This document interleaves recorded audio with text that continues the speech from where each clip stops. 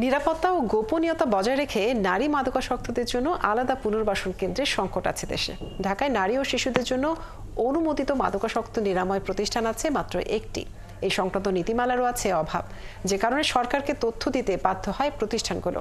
এক্ষেত্রে গোপনীয়তা রক্ষার নীতি মেনেই তথ্য সংগ্রহের কথা বলছেন মাদক দ্রব্য নিয়ন্ত্রণ অধিদপ্তরের মহাপরিচালক। নারী মাদকাসক্তদের নিয়ে শাহনাজ শারমিনের 3 পর্বের ধারাবাহিক প্রতিবেদনের আজ দেখুন শেষ পর্ব। কালার এক্সপার্ট, জর্জ স্যাপ এবং মাইল্ড অন হ্যান্ডস টেকনোলজি সমৃদ্ধ অরিক্স ক্রিস্টাল ওয়াশ আপনার লন্ড্রি এক্সপার্ট।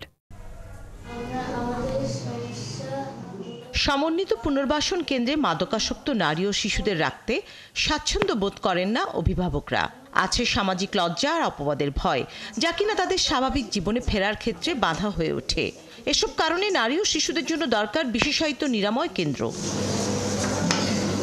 বিশ্ব স্বাস্থ্য সংস্থা বলছে মাদকাসক্ত মানসিক রোগ, যা অপরাধী হিসেবে চিহ্নিত করা যাবে না। তাদের তথ্য গোপনে রাখা ও নিরাপত্তার বিষয়টিও মাথায় রাখতে হবে। WHO ICD-10 গাইডলাইন আছে, সেটা অনুযায়ী কিন্তু এটা মাদকাসক্তি মানসিক রোগেরই অন্তর্ভুক্ত। মহিলাদের জন্য অবশ্যই সেপারেট চিকিৎসার ব্যবস্থা থাকতে হবে। তাদের অ্যাডমিশনের ক্ষেত্রে স্বাভাবিকভাবে আলাদা ওয়ার্ড থাকবে, সেটাই নিয়ম। এবং চিকিৎসাটা জোর দিতে হবে, কারণ এরা খুব নীরবভাবে বেড়ে চলছে সংখ্যাটা, যেটা আমরা আসলে খেয়াল করছি না। নাম পরিচয় প্রকাশ না করার সত্ত্বেই মাদকাসক্তদের নিরাময় কেন্দ্রে রাখতে চায় পরিবার, কিন্তু মাদক নিয়ন্ত্রণ অধিদপ্তর চায় তাদের জাতীয় পরিচয়পত্র ও ঠিকানা, যাকে নীতিমালা বিরোধী বলছেন নিরাময় কেন্দ্রগুলো। পরিচিতি প্রকাশ নেওয়া হয়। আমরা রিসেন্টলি কিন্তু এইটা নিয়ে মাদকদ্রব্য নিয়ন্ত্রণ অধিদপ্তরের সাথে কথা বলছি, এবং আমি আমাদের অ্যালায়েন্স থেকে একটা চিঠি দিয়েছি, নেটওয়ার্ক থেকে। তারা সবাই ডেটা চায়। আমার এখানে একটা মেয়ে ভর্তি হতে এসছে, তার ন্যাশনাল আইডি চায়, তার ঠিকানা চায়। এটা তো টোটালি আনইথিক্যাল এবং মেডিকেল ইথিক্সের সাথে যায় না। এই গভর্নমেন্টের পলিসিগুলো রিফর্ম করা দরকার। নীতিমালা মেনেই সরকারিভাবে নারী পুরুষের জন্য আলাদা নিরাময় কেন্দ্র চালু রাখার কথা জানালেন অধিদপ্তরের মহাপরিচালক।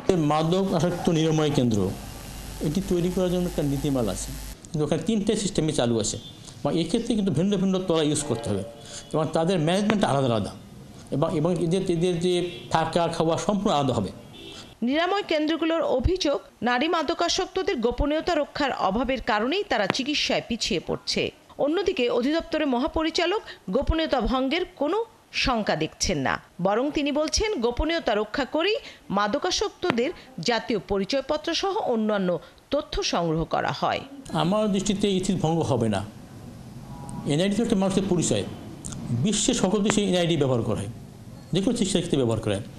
আমরা যেটা চাইবো সেটাও আমরা গোপন রাখবো, আমরা তাই নীতি ভঙ্গ হবে কেন? মাদকাসক্তদের অপরাধী হিসেবে চিহ্নিত না করা, তাদের তথ্য গোপন রাখা, এই দুয়ের সমন্বয় করা না গেলে তাদের নিরাময় পরিস্থিতির কোনো উন্নতি হবে না বলছেন সংশ্লিষ্টরা।